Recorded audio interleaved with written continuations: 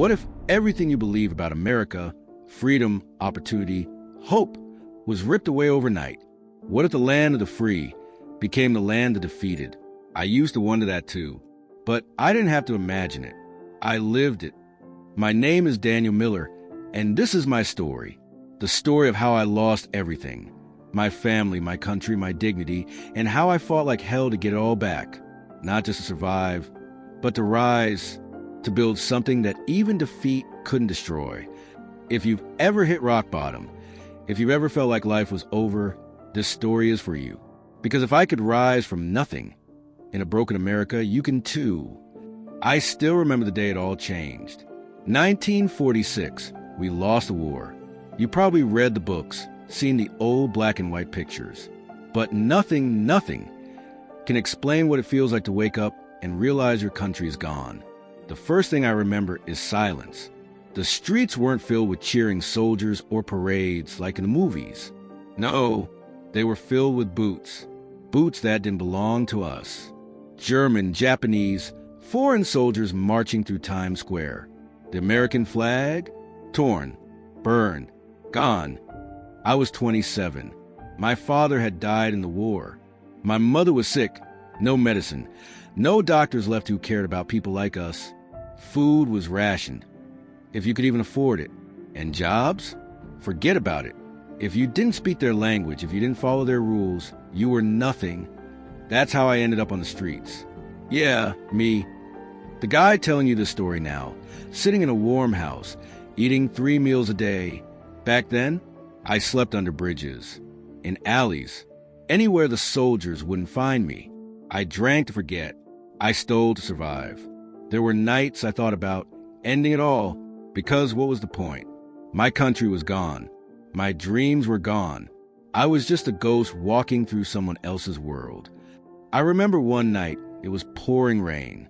I was sitting under an old bridge, bottle in my hand, rain mixing with the tears on my face. And I just screamed, why? Why did this happen? And then I heard footsteps. A stranger walked by and whispered, keep your voice down. They'll hear you. That's when it hit me. I wasn't even free to cry out loud. Then something happened. Something small, something that changed everything. I wandered into this little diner one night. I hadn't eaten in 2 days. The guy behind the counter, Mr. Johnson, he looked at me and said, you look like hell, son. When's the last time you ate? I couldn't even answer. My throat was dry. My hands were shaking.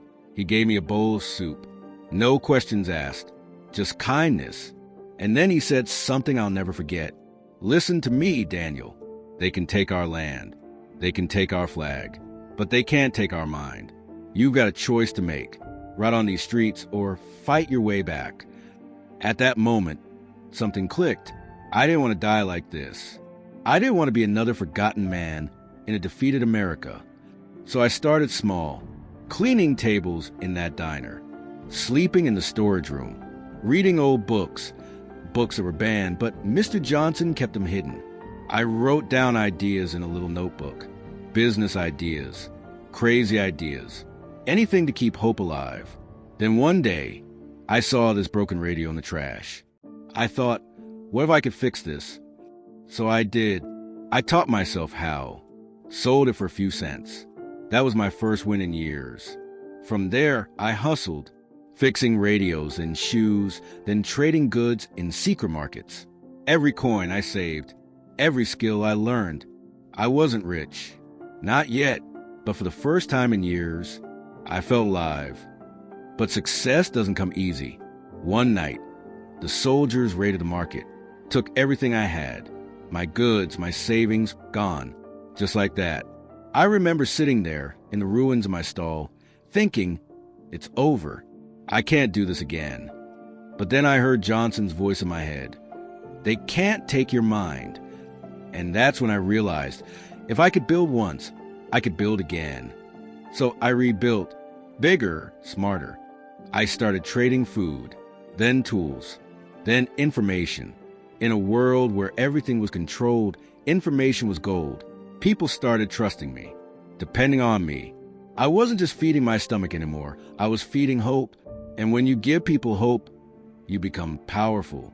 By 45, I wasn't that homeless drunk anymore.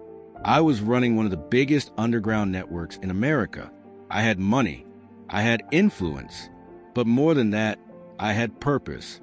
One day, I went back to that bridge, the same one where I almost gave up, and I just stood there looking at it. I thought about that night in the rain, and I whispered, "Thank you for not quitting." Then I walked to Johnson's Diner, bought the whole place, turned it into a safe house for people like me, the broken ones, because I wanted them to hear the same words that saved me. They can take everything but not your mind. Sometimes I wonder, if America had won the war, would I have had it easier? Sure, but maybe I wouldn't have learned what real freedom means. Freedom isn't something you're given. It's something you fight for every single day. And if you're listening to this, feeling broken, feeling lost, I'm telling you, your story isn't over. If I could rise in a defeated America, you can rise right where you are. Keep going. Your future is waiting.